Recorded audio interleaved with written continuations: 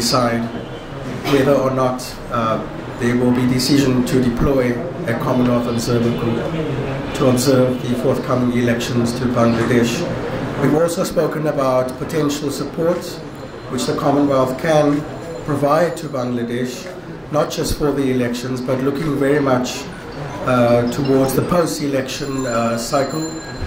Once the elections have concluded, the Commonwealth works towards a whole of election cycle approach in supporting its member countries. And this conversation this morning was very useful to us, and also helping us to assess what potential needs there may be to support Bangladesh throughout this process. The Commonwealth, of course, has been supporting Bangladesh for many years. Though the last time the Commonwealth deployed an observer mission to Bangladesh was in 2008. If a decision is taken to send an observer mission, this will be a good opportunity to re-engage with Bangladesh once again. So with that, let me reiterate my warmest thanks and appreciation to Dr. Tahir and to wish him and the Jamaat Party well for the forthcoming elections. And we also wish to thank all other stakeholders for having received us thus far, and we look forward to returning to London on Friday after a successful mission. So thank you so much for your time. Thank you very much. Please. You can leave or you can stay. I'll answer some questions. Sure. Thank you. Ji, please. তিনটা প্রশ্ন দেব, একটা এখানে, ঠিক আছে, ওনারা দাঁড়াতে চাচ্ছে তো।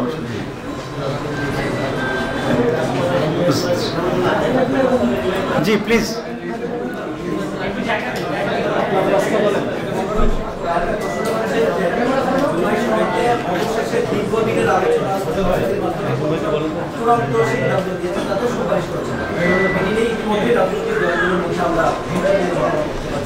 আপনাদের দুটো বিষয়ে আমরা কথা দেখাবো, এবং হচ্ছে কে এটার আদেশ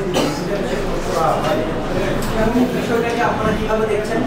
যদি গণভোট নির্বাচনের দিনই হয় সেক্ষেত্রে আপনাদের অবস্থা না, আমরা মনে করি গণভোট নির্বাচনের দিনে হলে গণভোটের সেখানে কোনো গুরুত্বই থাকবে না এবং ইস্যুটা মার খেয়ে যাবে। কারণ জাতীয় নির্বাচনের সময় প্রত্যেকটি প্রতিদ্বন্দ্বী দল তার প্রার্থীকে জিতানোর জন্যে তারা নিজেরা এত বেশি পেরেশান থাকবে যে গণভোটের কি অবস্থা, গণভোট দেওয়ার জন্য লোকদেরকে বলা একসাথে, এটা আসলে মাইন্ড থেকেই চলে যাবে।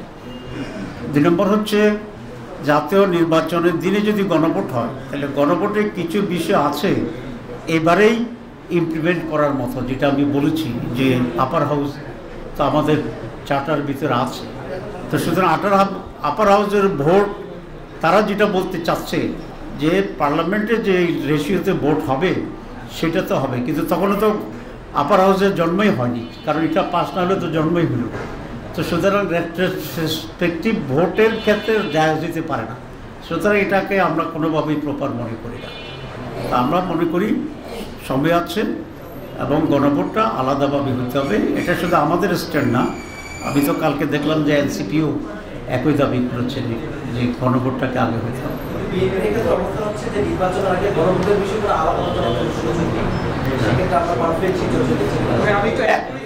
একটা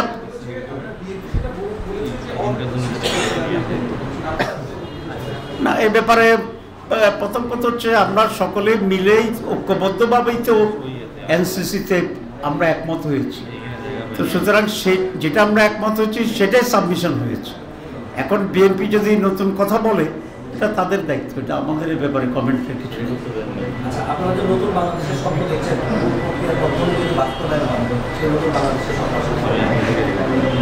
হ্যাঁ, আমরা তো মনে করি নতুন বাংলাদেশ হবে যদি আমরা ক্ষমতায় যেতে পারি। কারণ হচ্ছে বাংলাদেশের একটি বড় সমস্যা হচ্ছে দুর্নীতি। সুতরাং জামাতে ইসলামী আসলে দুর্নীতিকেই আমরা প্রথম টার্গেট করব, শেষ করব। দেশে যদি দুর্নীতি না থাকে এটা একটা নতুন বাংলাদেশ হবে। 2 নম্বর হচ্ছে বাংলাদেশের একটা বড় সমস্যা ছিল গুড গভর্নেন্সের অভাব। জামাত ক্ষমতা আসলে গুড গভর্নেন্স এস্টাবলিশ করবে, সুতরাং এটা একটা নতুন বাংলাদেশ হবে।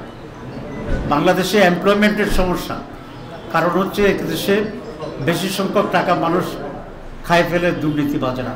সেই টাকা দুর্নীতি বন্ধ হলে জমবে, আমরা ব্যাপক এমপ্লয়মেন্ট সৃষ্টি করতে পারবো।